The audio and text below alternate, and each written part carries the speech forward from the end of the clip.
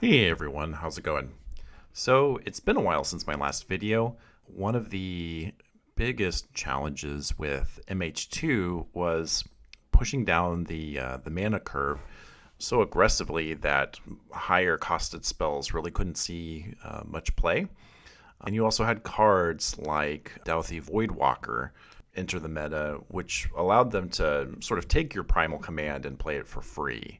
That's mostly the reason why I haven't made any content recently is the namesake of the channel just isn't really playable anymore.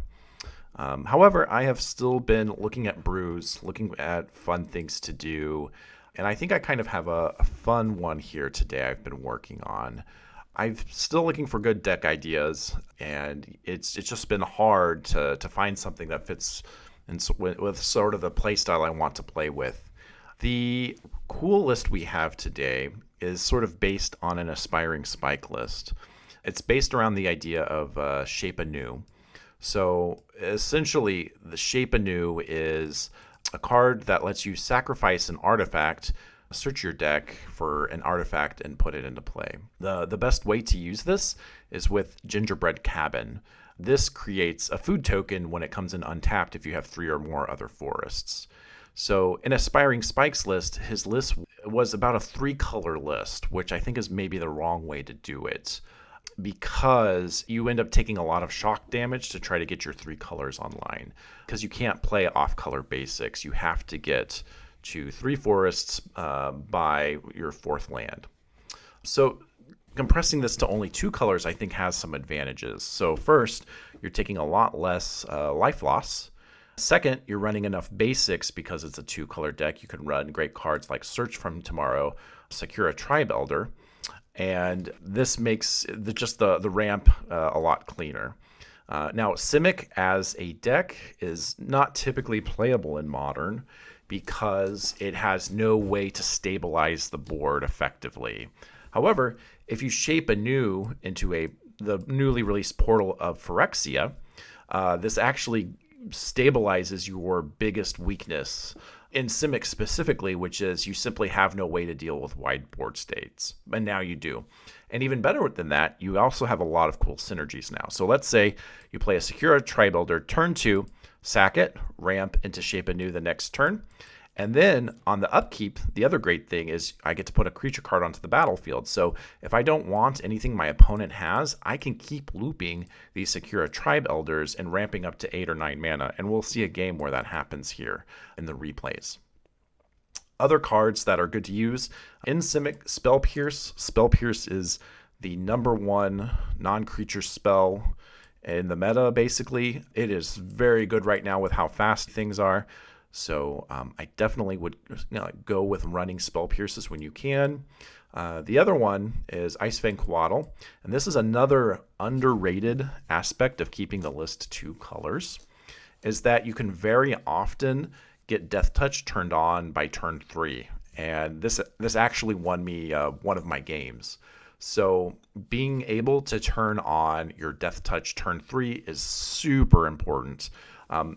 Lists that play Icefang that are 4 or 5 colors, a lot of times you're trying to get in a whole bunch of tapped lands, a lot of dual lands in, and those dual lands really aren't doing you any favors.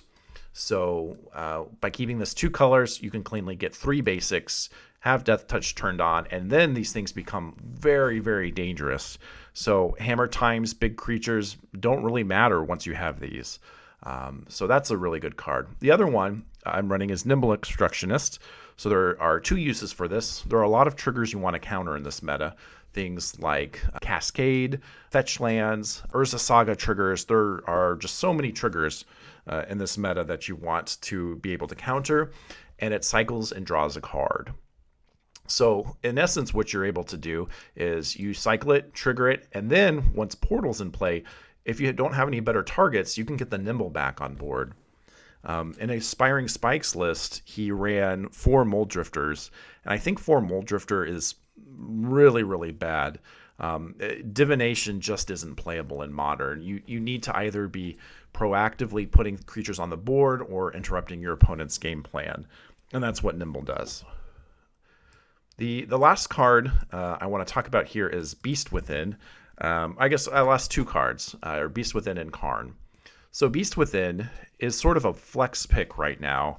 I think I'm going to try replacing it with Titania in the next list I'm running with this deck. The great thing about Beast Within in this list is you can create a gingerbread token, sack it to Beast Within, and create your own blocker. Essentially, it's a 3/3 flasher, or you get to destroy whatever your opponent has. And you also don't really care about your opponent having creatures because you'll just kill them with Portal of Phyrexia. So you kind of get to cheat on that spectrum a little bit. So yeah. And then, of course, Karn, the great creator, is a great payoff. With these sort of fast lists, I need a card that when it comes into play at 4 mana, it can kind of sort of win the game on its own. And Karn does exactly that. So we want to play a lot of cheap cantrip dorks that can kind of stall the board for a turn. We play Karn, we grab a good card, and then on a follow-up turn, maybe we play Ensnaring Bridge, maybe we play Chalice, Walking Ballista, a Cityscape Leveler, Golos. There's all sorts of things we can play to help like stabilize the board state. And because we have a bunch of cheap cantrip creatures, some of which have Death Touch, it's going to be easy for us to stabilize. Now, I will say on this list, there are a couple adjustments that need to be made. So, Elvish Visionaries, these should be Coiling Oracles. I just simply forgot about the card. It's one of the older cantrip creatures, and it definitely should be in this list. So, Visionaries out, Coiling Oracles in. I may swap out Beast Withins with Titania in a future list because then I can run a Zurin Orb. But yeah, we'll see how it works. But overall, I am pretty impressed with how this list has been working. So without further ado, let's get into some replays. All right, so here we are in our first replay. This is pretty straightforward. So I had to do a mulligan. Looking at the starting hand, we look like we could have a fast Shape Anew. I can also hold Spell Pierce up. So yeah, it looks like we have a decent game plan online. So yep. Yep, and we see that this here is Hammer Time. So if we can get our Shape Anew off, it should turn out good. So, yeah, we should be able to hopefully beat them. So at this point, we just need one more fetch land in order to pull it off. And that's all that's needed here. That's the nice thing also running all of the fetches. So I'm running about 10 fetches right now. You could probably run up to 12 because you really need to make sure you can get your gingerbread cabin in play. Okay, so he's off to kind of a slow start. And the giver doesn't really matter. So the other good thing is there's little counterplay against this. Protection doesn't matter in this deck. So here we go. Now I'm able to do something kind of cool here. Now, when the Saga gets the trigger, the counter ticks up, but it hasn't received the additional ability yet. So I can Nimble here, counter the trigger, and now it's basically just a dead land that will fetch a hammer, and that's it. So yeah, now he can't even do anything. Yep, he just attacks with a 1/1. Now he's about to receive a Shape Anew payoff, so... There we go, and we got 2 of them. Oh man! So the cabin comes into play, creates a food token, and then he pitches. So we cast Shape Anew here, wipe the board. He's left with 1 creature. He chooses Giver Runes, and now the game is really just ours to win. There's not really going to be a recovery for him from this. Gingerbrute is kind of a good play. So he's able to reflood the board. I have a second Shape Anew in hand, so we're able to do a second one. I get to put a creature into play, put an Ornithopter to block 1/1s, and we just do it again.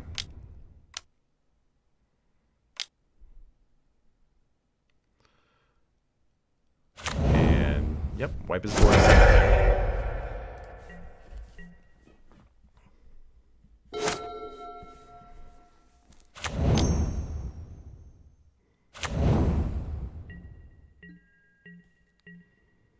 Now we start getting back all of his creatures. So getting a couple of Esper Sentinels is going to be pretty good to try to draw all of the lands or the things we want. And the game has just ended right there. So yeah, there was not much he could do at that point. And here's game 2. So he's off to a fast start. I would have liked to have pierced that. Unfortunately, I couldn't have. So here comes Stoneforge Mystic. Now, this was definitely a mistake. I should have subtlety'd it away with the pierce and put it on top of the library. Not buying myself a turn here was a pretty big mistake, I think. But I should have definitely put this on top of his library. So, yeah, there's not much to be done here except wait.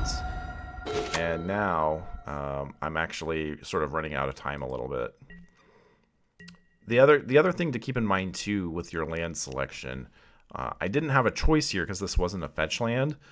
But if I had say a Misty in my hand with this setup, it's worth considering potentially giving your Ice Fang Death Touch by turn 30. So this could have been a basic island in order to get that off. Yep, so it comes into play.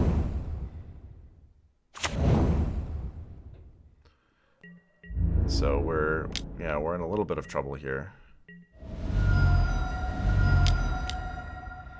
I decided to take 1 point of damage here.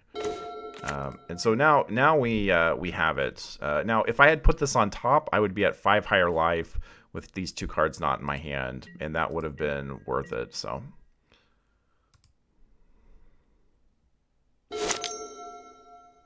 and here I counter the search. Now I evoke the Ginger Brute. That should have been the Stoneforge Mystic earlier, unfortunately.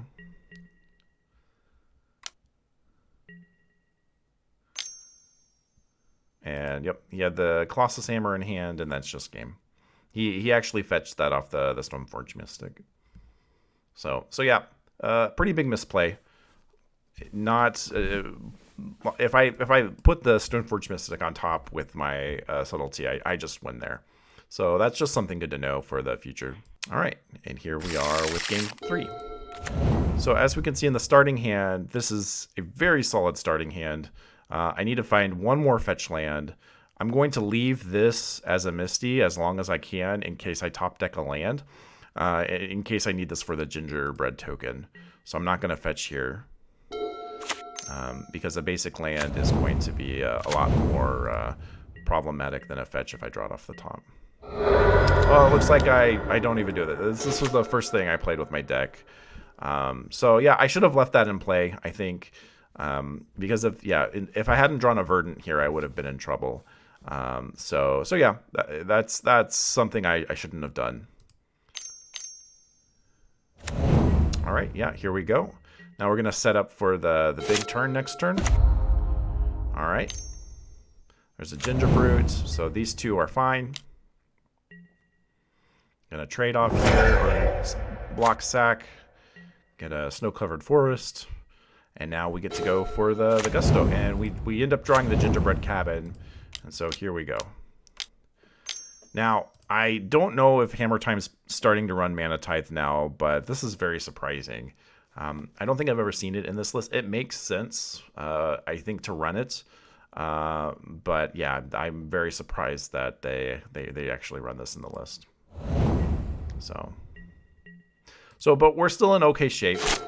We have another shape anew. We have subtlety to get rid of something. So we should be able to stabilize here. Okay.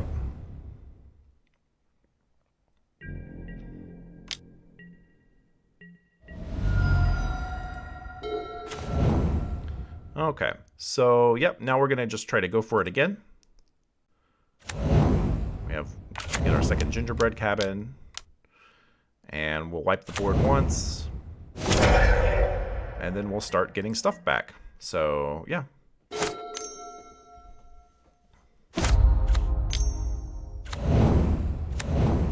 So now we're in a little bit of trouble here. So I think there's this subtlety has been sitting in my hand. I definitely should have subtletied that back to the top.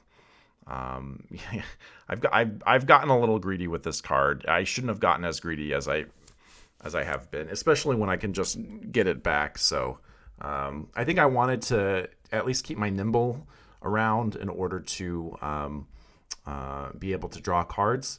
So it's definitely a misplay, but it one that we'll see how it pans out. Okay, so now I have a Spell Pierce up, so now I'm feeling a little bit better about it.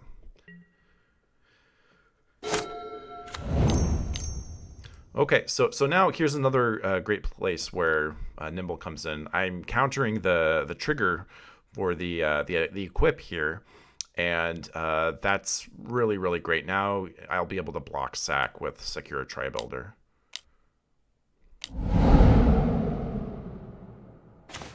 Yep. So we'll block sack, and then I'll just keep getting it back. Get a basic island now. Get us more blue. Gonna go get a breeding pool. Have all our colors online. Get back the Elder again. Okay, so now that we've been ramping into enough of our basics, our Ice Fang's online. So we're gonna take a bunch of damage when he equips Shadow Spear next turn, but we'll be able to kill his creature. So that's going to work pretty well. And we also have an extra food token here in case we need to gain a little bit of life. And that's been an underrated aspect of the deck, is sacking a food token in order to get a little bit of additional life. It's like a radiant fountain built into a forest, more or less. Yep, here we go. We're going to block here. So now he has Blacksmith skill, and we have the Spell Pierce up for it. So, yeah, it worked out really well. So he gets one more draw. Now we're just going to keep ramping every single turn. We just get a creature back, and now we'll get the Ice Fang back so we have something with Death Touch up.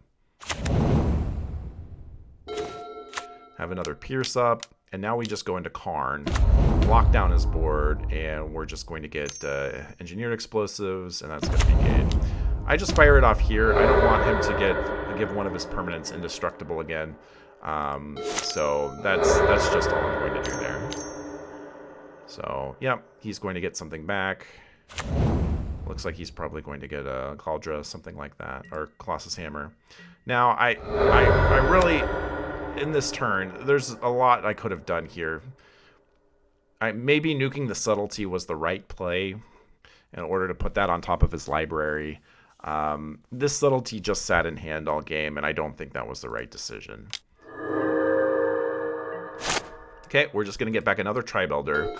So, yeah, the neat thing is I have a couple of ramp cards in my deck, but I'm really just utilizing this one card that I drew over and over again. So, I mean, we're almost 5, 6, 7, 8, 9, 10. We're at 10 mana right now. To get that off of just one creature as a ramp engine, I think is pretty cool. Yep, and we get a Ballista, and now there's not really anything he can do about it. So we can win through really anything. And then I have enough mana to hold the Spell Pierce up, and we're going to kill it. And that's going to be the game.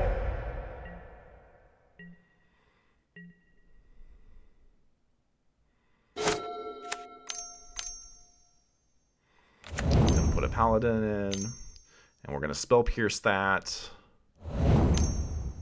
And he's going to put a hammer in, draw a card, can't activate the ability, and that's going to be the game. So you wouldn't think a Simic deck would have a very good matchup against Hammer Time, but the matchups here is really good. So we've been able to fix one of the color's biggest weaknesses with Portal to Phyrexia, which feels pretty nice. All right, and here is our game 2.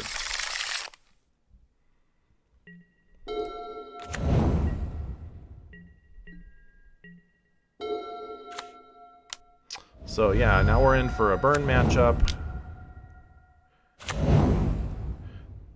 So yeah, there's a bobble here. We're gonna be in some trouble. Adding in another gingerbread cabin, I think, is going to be pretty useful for the decks. So that's one of the things I want to try to do going forward.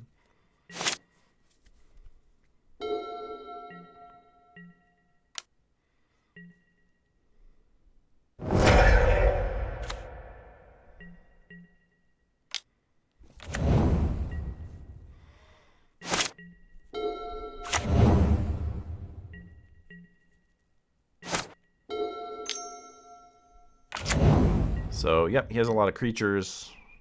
I still haven't drawn a Shape Anew or anything useful, so I'm just going to be flashing out Nimbles here. Pretty easy win with a Shape Anew.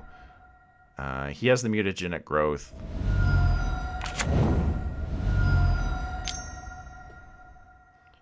The thing about a Shape Anew deck is you have to draw the Shape Anew in order to win with it. So yeah, the gingerbread token here is going to be pretty good for wiping their board, or sorry, for gaining a little bit of life. It's definitely not a bad card. Now he gets into 2 cards, and yeah, once he gets into 2 lands, it's very hard for me to stop what he's about to do. So yeah, I decide to cycle, counter the bobble. It's about the only use I'm going to get out of it. There was I could have actually just block chumped. So block chumping with the Nimble is probably the way to go. And then I can trade with an... So the Ice Fang can't even trade here because I didn't go for enough basics. And that's one of the, I guess, sort of the big things to keep in mind with the deck, which I didn't respect here, is if... well, it wouldn't have been possible because I didn't have a Misty available, I guess. But yeah, it's one of the things to keep in mind. If I could run more Misties, I would. Yeah, so this is just cantrip instead of block trading, which is pretty brutal. So yeah, there's the last snow-covered forest I needed. And yeah, I could have, if I was able to trade with that, he would have just had a 1/1 on board, and I would have been better at potentially winning. So yeah. And now he's just able to get his prowess triggers in for the game. So yeah, I think this game sort of illustrates that even though Portal to Phyrexia fixes a lot of the color's issues, if you don't draw the Shape Anew and there's only 4 copies of it, you're simply not going to win. So yeah, it may not be a cure-all to the Simic color's problems. All right, game 2 against Prowess. So this is a pretty solid hand. So the really good thing I like about Spell Pierce here is just being able to hold it open. And also I have some decisions to make here. I can either go the Shape Anew route and try to nuke him, or I could go with the Ice Fang route and try to get 3 basics online. So I don't recall what I did here. So yeah, it looks like I'm going the Shape Anew route, which I think is probably the stronger way to go. Yeah, so I think we're just going to flood the board, try to force him to get Delirium online, and we basically have the combo here. Okay. I will take 1 from this. 1 point isn't really that meaningful. And so now we are looking really, really strong. There's, I guess, maybe a point to consider running out the Ice Fang instead, because the flying allows me to block DRC if it's a 3/3. So that might have been a better play. But yeah, as long as we don't lose right here, right now, will be good. And we see he ran out of Manamorphose, and this is where Spell Pierce just comes in extremely handy. Being able to turn off his entire turn right here is just going to end the game right now. So Spell Pierce is definitely an MVP of the format. And the fact that we're running cheap creatures like this allows us to play something and hold it up turn 3, which I think is an underrated aspect.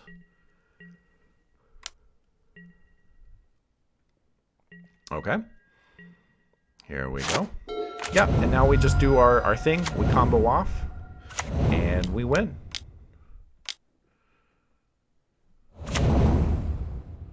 And that's the end of the game. All right, so here we go into game 3. So this deck, I've only run 2 portals in the deck, and I've drawn one in the last, or I've had one in the opener the last 2 times. However, this hand has a lot of ramp, and I just need to try to get into some sort of payoff. So drawing the engineered explosives, you don't really ever want to run EE and portal because you don't want to be finding that. So putting this in my deck was definitely a mistake. So I'm going to run EE out on 1. And it's going to be a mistake, and I knew, as soon as I saw this card being casted, I knew it was a mistake. You want to deal with this third path iconoclast as quickly as you can, because the tokens outdo anything you're able to do with Portal to Phyrexia. So you definitely want to get rid of this thing whenever you can. So I should have put EE on 0 to wipe his tokens, and I didn't even need to do it this turn. So that's going to spell some pretty big trouble for me. So I will definitely trade. I mean, he's not going to offer it, but it's definitely something I would do.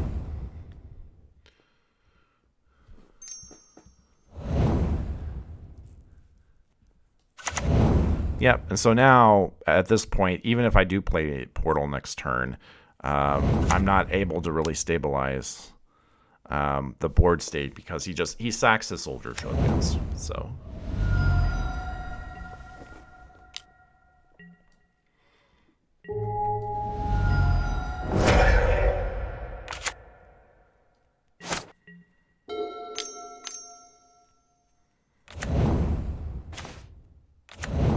yeah, and so I messed up here. I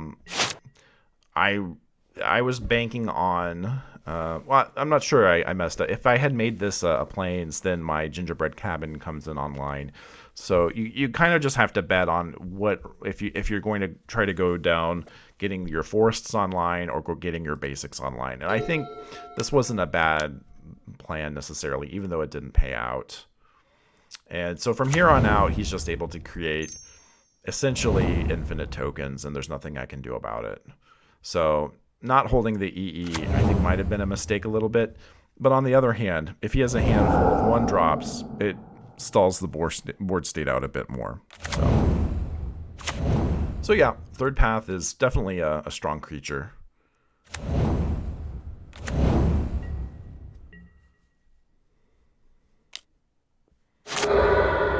Yeah, and then he sacks, and that's the game.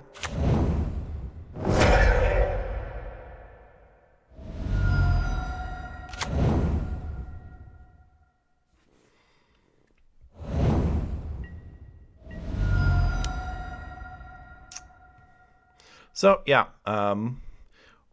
it's these fast decks I think can be a little bit of a problem for the deck, especially if they can go wider than Portal allows you to deal with. Okay, so game 3. So this opener looks pretty good. Yavimaya is really great because any basics I draw, I'm able to. Any Misties can go straight for your non-basics, or sorry, your basic islands. You don't really have to shock in your Verdants. So I really like having 2 copies of Yavimaya. Big fan of the card. Oh, so yep, Crashing Footballs deck. So yep, so we're able to just go for Tribe Elder here. So being on the play is great. Not having to hold open Spill Pierce and play around their next play is really nice. Yeah, and so now we just go and fetch our island. Yeah, now we go fetch another snow-covered forest. Yeah, now we just play another one. Yeah, looks like some sort of Footfalls Eldrazi list. So now we have the Shape Anew online. Now we're just doing good stuff. And I cast it just open just so I can start ramping with the Tri-Builder. So even though I don't kill anything, I would rather just start ramping and getting my spells online. Yep, so we get the Tri-Builder online. And now we're just going to gain life every turn. Now, really great here. I have 3 Nimbles up into his Violent Outbursts. This is going to allow me to just make sure he can never, ever cast a spell that is going to get Rhinos into play. Yeah, and now we have a Karn. So, Footfall's coming down this turn.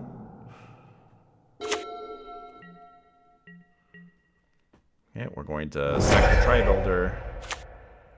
Get more lands. Yeah, so I've ramped about 3-4 mana by this point.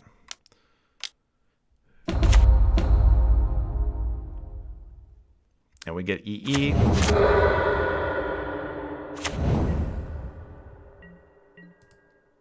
And so, yeah, we're sitting here with EE and Spell Pierce up and Nimble. So we'll just nuke the Rhinos with our EE, and we'll keep ramping. And we're able to counter this with a Spell Pierce. So everything's working out pretty good. Ramp again. So yeah, so let's see. It's turn 7. We have 1, 2, 3, 4, 5. 1, 2, 3, 4, 5, 6, 7, 8.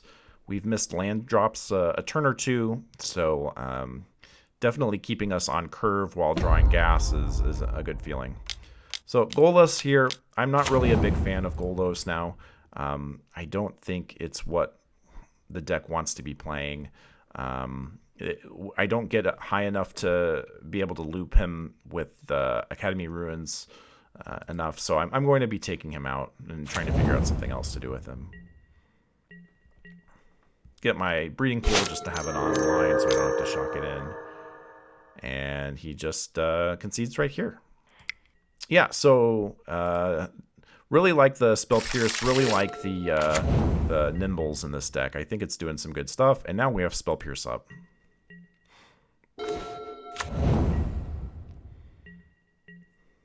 So now I actually do have a Misty up. Now there is some consideration to getting an island because I have 3 fetch lands. And also, I don't want to fetch because I don't want to be forced to go right into an ice, a fire ice. So the cooler I can play it on this Misty, the better. Okay, so we play out a basic. That's a great find. So Ice Fangs will be online next turn. That's definitely what we're going for. And you see, he's going to be tapping the. So that playing this out might have been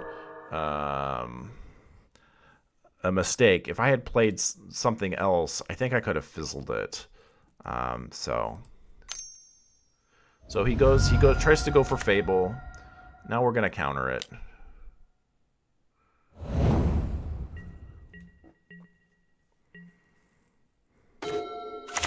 Now we get to hold open Ice Fang plus Spell Pierce.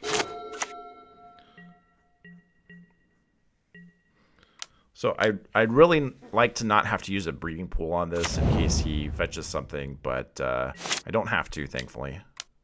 So he's going to tap that. That's fine. So now we just play another basic. So, yep. So these cheap creatures just work out so well against a lot of these decks because they provide sort of chump fodder for Karn until he gets online. We recur them all back with Portal to Phyrexia, so there's definitely some great synergies going on here. Okay, so Violent Outburst comes online. He played around Spell Pierce, that's fine. And we have another Ice Fang. So we're just going to play around it. Now, he has 2 Tramplers, but I have 2 Ice Fangs up, both with Death Touch. So I'm gonna play out our Ice Fangs. Now we get to trade. We'll take a little damage, but that's fine.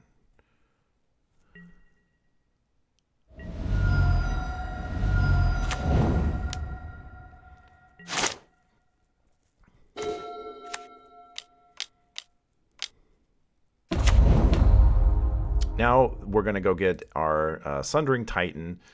We have the same kinds of lands. With Yavimaya out too, I'll be able to nuke something else of his. So I'll get his island and one of his random other colorless lands, colorless producing lands.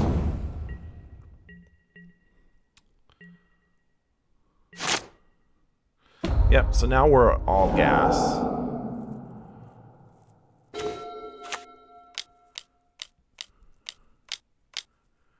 Yep, we get to blow up 2 of his things.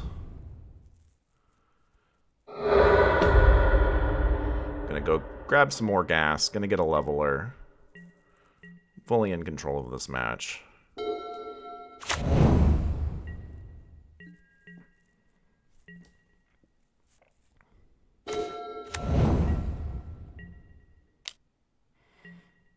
I guess there's no reason to leave back Visionary, although I guess I am worried about running it into a Cascade trigger. So I just don't want to lose it for free, even if it's not a protecting Karn. So he forces it. I'm going to lose one of my own lands, which is fine, because I've taken him off a lot. So now now he's going to smash me. So we lose that, but then we're going to be able to just kill it on the crackback with either Portal or Cityscape. Just getting some life.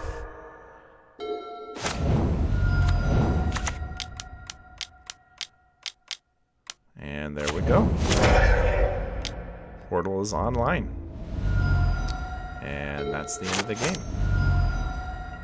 Or I guess it goes a little more.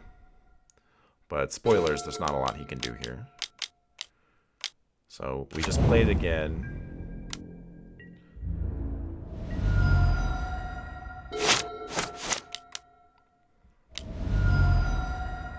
And he puts the Cascade triggers on the stack, but he resigns because I can just get his Reality Smasher back, start smashing in. I also have another Shape Anew in hand. So yeah, definitely I think shows the power of this deck. Okay, so opening hand I think looks really good. Yavimaya straight out with a bunch of fetches is usually what you want to see.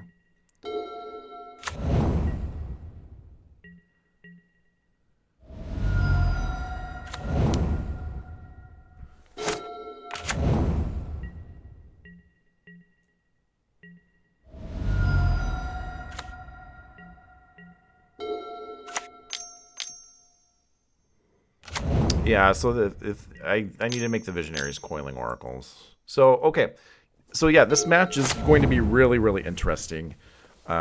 So, this is game 1 against against Living End, which you might think is a pretty bad matchup, and I would mostly agree with you.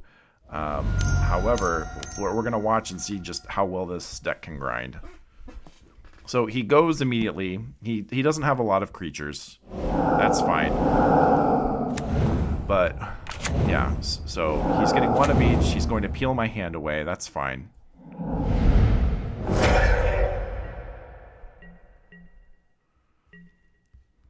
So we're kind of on a quick clock. Gotta move fast here.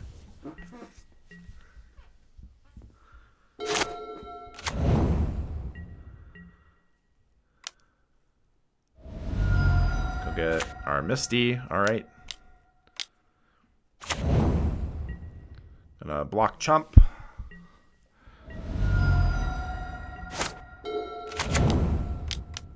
Now we're gonna play Karn. We're gonna go get a bridge. And if he tries to reanimate again, he's going to lose his board and we'll get some things back.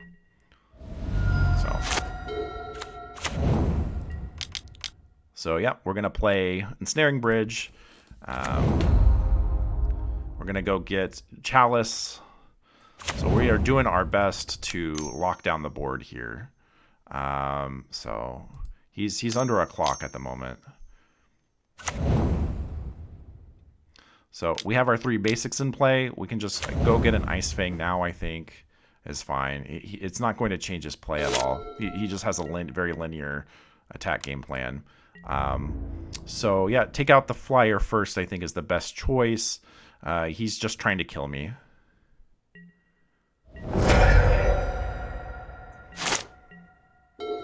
Okay, so we are able to get a lot of life here. I'm a little surprised he didn't go for the Karn. So what I decided to do here was I played Search, I spell pierced it, and I'm going to pay for it. I'm just trying to empty my hand as much as I can.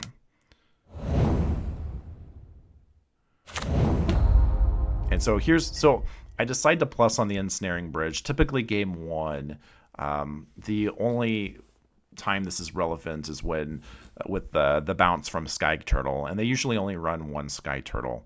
So I decide to go with this line just to see if I can try to win. So protecting my Karn is super important.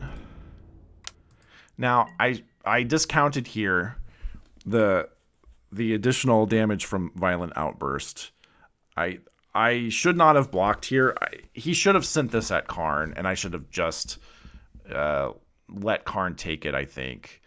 Because if I'm looking at my sideboard right now, I don't think I have any good ways to stabilize on this board. So I block. I shouldn't have blocked. So he's going to Violent Outburst here. That was definitely a bad block on my part. So now the board's wide open. I should be in a much better board state, but I'm not. But now we're able to cast Cityscape Leveler. Now I destroy the 7/7, but thinking that he may have had a way to perhaps bounce it. But I think I need to deal with the flyer more. I think dealing with the flyer should have been my top priority. So I think that's a misplay on my part. Yeah, misplay from me. Take care of the flyer. Just block the Waker of the Waves. So yeah, go to 3.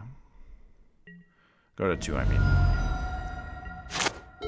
We draw Ice Fang. That's a good one. And so we get to destroy his creature.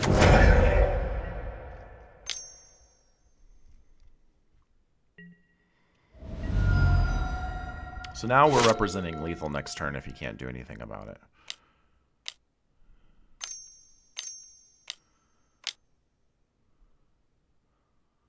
So one of the downsides of Cityscape Leveler here is he's able to use these for activated abilities, which is what he's about to do.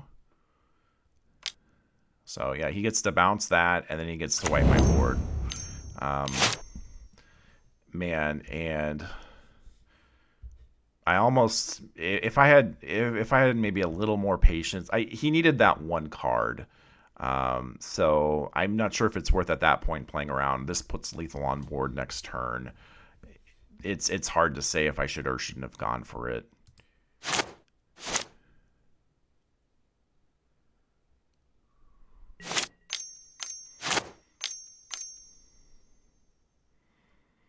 Yep, so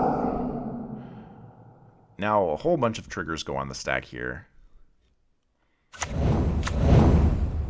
Now, the nice thing is, even though he gets grief triggers, his triggers go on the stack after mine. So it lets me still draw cards, which is really nice. So I think he should have actually done this on his turn. If he'd done it on his turn, his triggers go on the stack first, mine go on last, and so I draw some cards. Then he gets to pick out what the best card is. So there's kind of the heuristics in Modern of just taking you wait until your opponent's turn in order to do something, and it's just a lot of times it's just the dumbest sort of heuristic to follow. A lot of times it doesn't make sense. He actually made my hand a lot better by waiting on my turn because of all of the simultaneous triggers. So look, yeah, he gets to do all those things on my crummy hand, and then I get to get a couple of draws in. So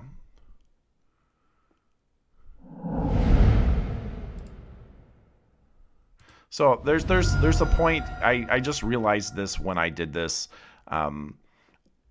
When he looked at the top 3 cards of my library, I probably should have shuffled my library here to give myself new cards, and I didn't do that.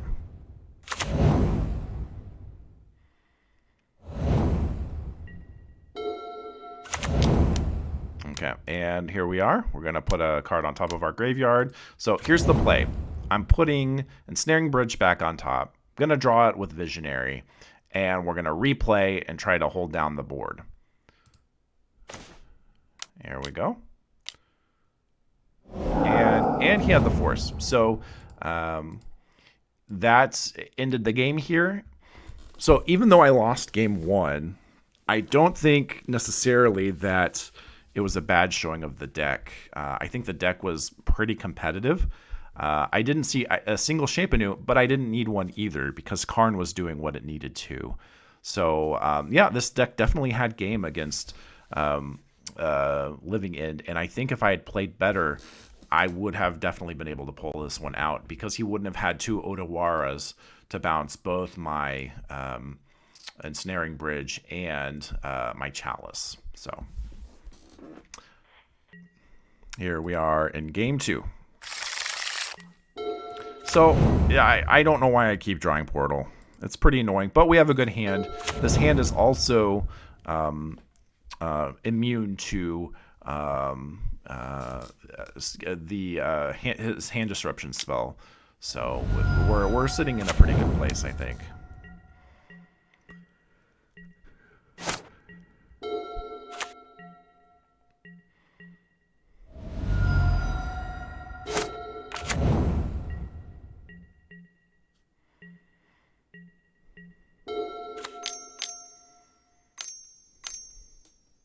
Yeah, he's going to cycle here.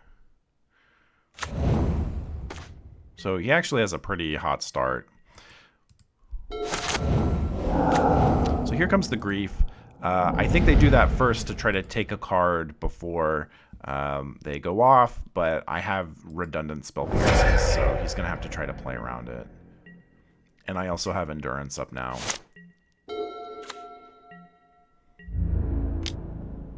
So if I think he's on, not a Violent Outburst, there's a 50-50 chance here that perhaps, and I'm not sure if I should have gone for it, left it to a 50-50, but I could have gone for Karn plus Tormod's Crypt. But that gives me a 50% chance to lose on the spot. This route, holding up Endurance plus Spell Pierce, is fine, but I'm not advancing my board state. So if I think he's on Violent Outburst, then I think what I'm doing is good, but it's always rough to guess which side he's if he can play at instant speed or not.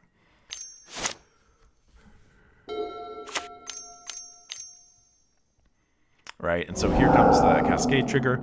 So now I think he was trying to get another cycler out in front. I think he was baiting for the Endurance. So if I Endurance here, he shuffles, then he cycles one more thing and gets into play. But I just Spell Pierce here and hold up the Endurance. Yeah. And then I just play Endurance to shuffle his library away. He had to take a turn off, and now we go for the Karn.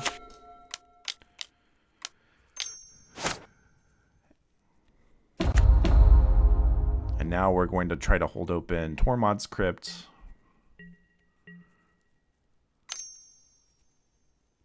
I don't play it yet because I'm afraid of him forcing into something. So now I'll do it.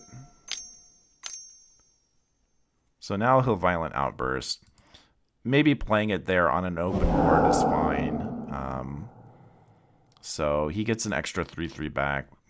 Yeah, maybe I should have played it last turn and just eaten the Force if he had it. It's just very hard to play against this reactive deck. So Although him getting a 3/3 isn't the worst of all worlds. So I get a Golos here. It's not really the best card in the deck for ramping. I really feel like it needs to be something else.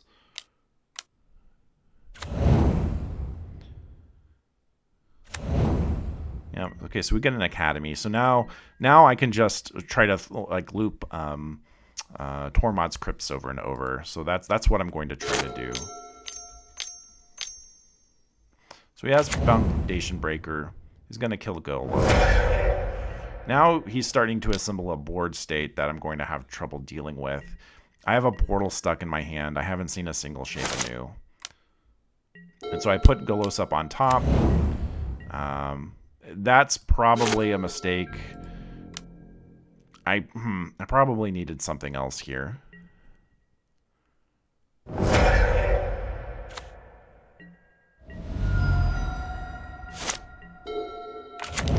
So, yeah, we're able to just replay Golos here. And he's going to... Now he has all the tempo in the world, and there's nothing much I can do about it, unfortunately. And at this point, I think I just needed to start bottoming things for Shape Anews. Yeah, this is a very hard board for me to deal with at this point.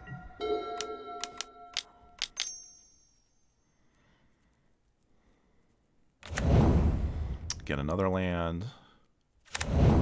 So the gingerbread cabin was a mistake here. Even though I had 3 forests, because it comes into play tap off of Golos, I don't get the food trigger. So this was definitely a mistake on my part. And honestly, even the Primordial Behemoth would have been a lot better than this here, I think. Because I could bring it back to play things from my graveyard again after he kills it. Yeah. So now he just is winning the board race. Okay, so now I get a food token. I get to gain a little bit of life. And let me, how am I doing in lands? 1, 2, 3, 4, 5, 6, 7, 8, 9. So I can play Portal next turn.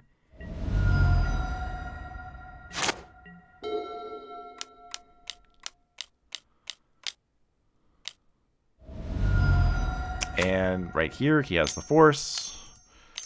And that's the game. So I'm going to try to see if I can figure out a way to put Flusterstorms in the deck. I think Flusterstorm is very good in these sorts of matchups, where you sort of need to punch things through, Force of Negations and whatnot. So unfortunately, Portal didn't do a lot here because it was stuck in my hand. But yeah, no, that I would say overall, it's really not a bad showing for the deck, I would say. I think the deck performed pretty great overall. All right, here we go, and here's the last game in the set. So I decide to keep this. This is perhaps a little bit of a greedy keep, but there are technically 4 lands in this hand. So I decide to go for it. If I can find a land off the top at any time, it's great. If not, I have so much to suspend. I'm sort of banking on it working. Okay, so we're into artifacts. Now, yeah, I would say typically an artifact aggro deck is a really bad matchup for any deck that's not running Portal to Phyrexia.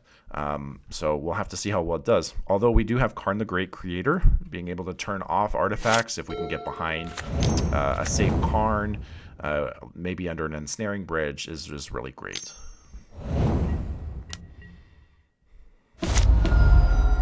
So I get to finally cast here. So I'm at turn 3. I finally draw my second land.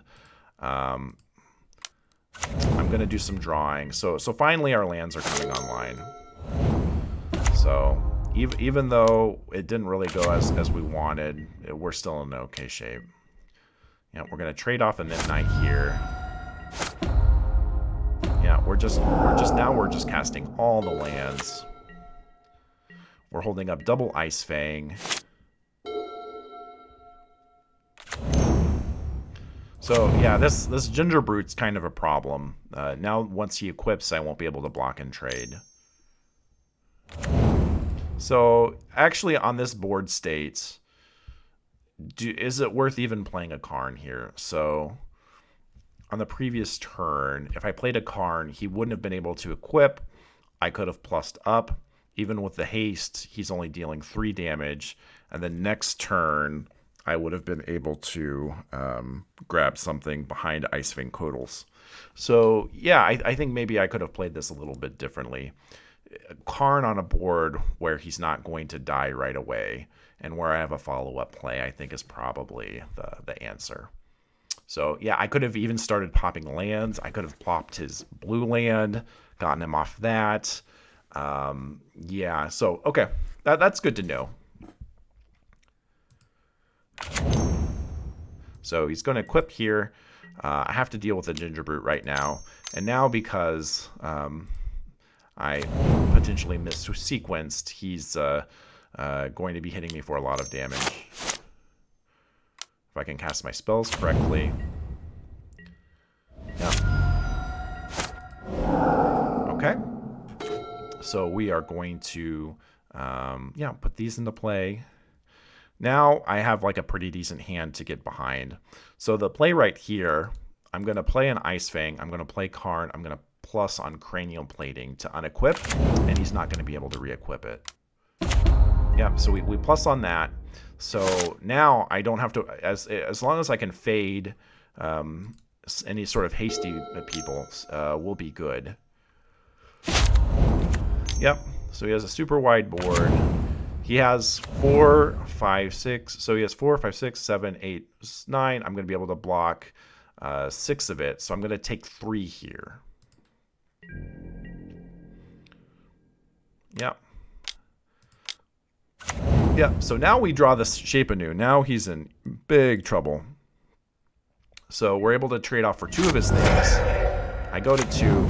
I get the gingerbread token. I'm going to be able to wipe his board. And now he's locked out. He can't activate any abilities because of Karn, and the game is over. Okay, and here is game 2.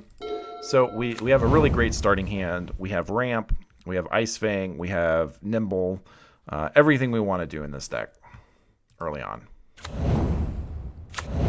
So yeah, he has a pretty hot start as well. So we're going to get our 3 basics online, hopefully on the turn we need them. But I need to draw Misty.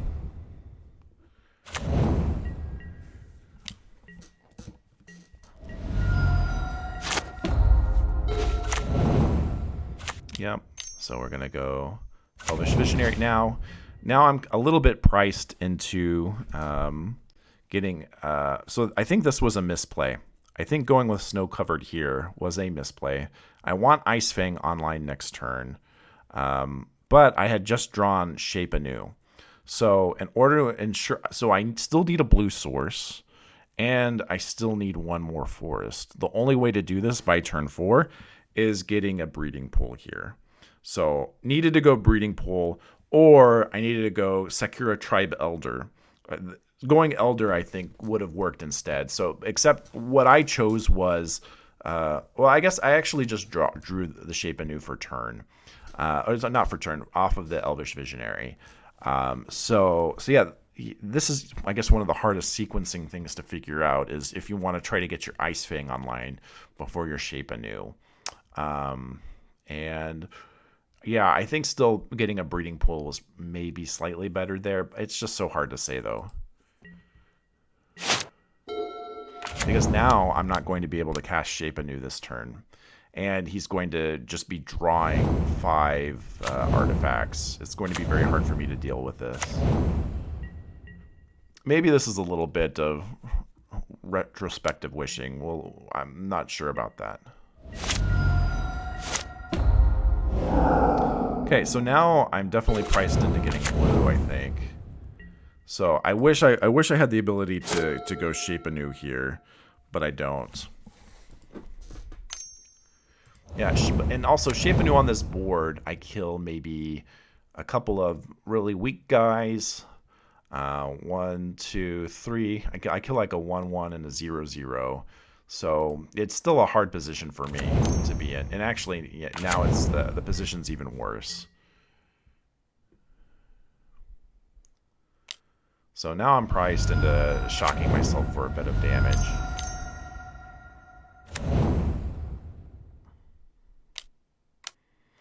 And unfortunately, he has Welding Jar.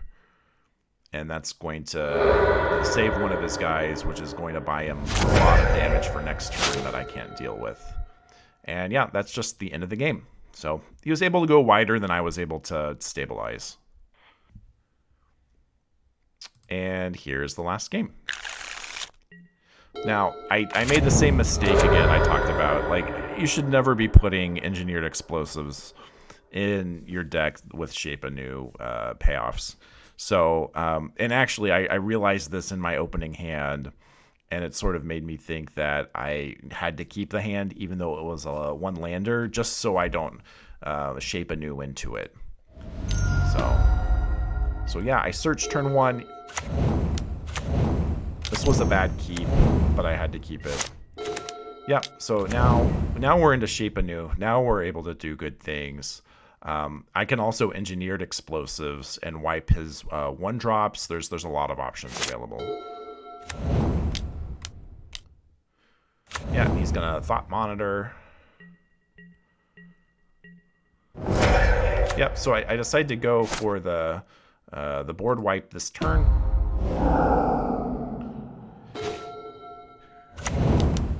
And because I don't have the colors available, I have to nuke my explosives, unfortunately. Yeah, because I went with the snow-covered off of the shape for tomorrow, I think. Either that or the secure tri-builder. So, unfortunately, if I had done a basic planes instead, I think that might have worked a little better. So I'm still learning how to sequence the lands with this deck. So, yep. Now he has the bane of this deck, which is Odawara. So bouncing it is kind of brutal. But we are still able to draw and draw. So, and we can hold up Spell Pierce. So we still have game in this deck. And I want to Spell Pierce it. I want to force him to spend the mana. He chooses not to.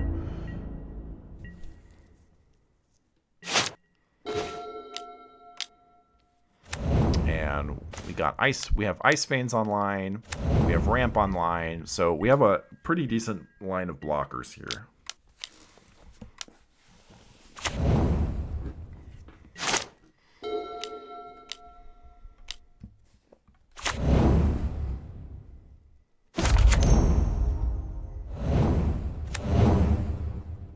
So, yeah, he's doing his blurt.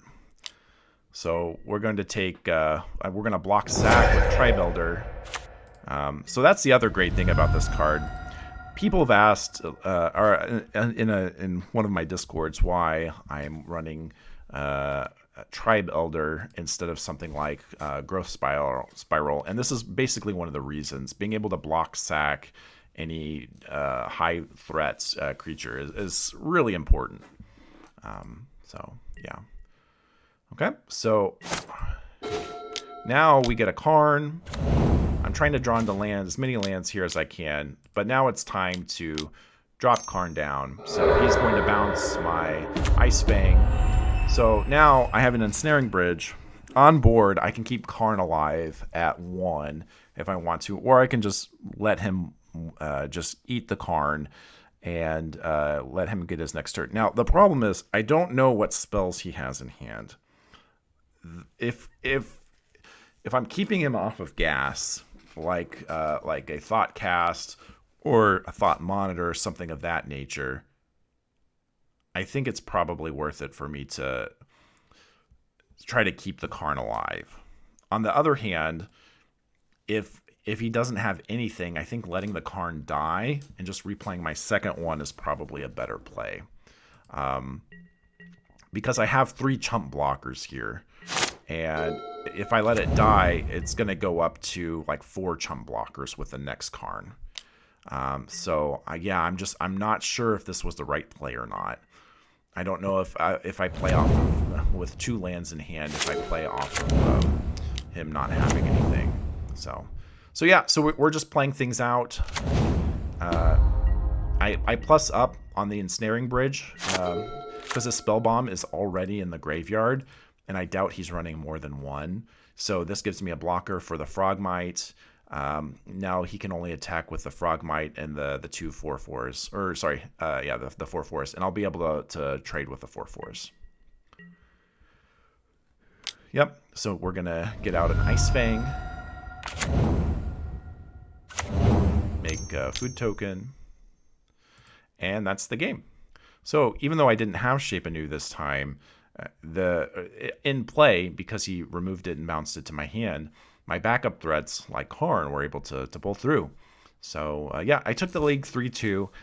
Not the most impressive showing for a video, but on the other hand, I think being able to show how the deck was able to do powerful things against some of the most degenerate decks in the meta is kind of promising.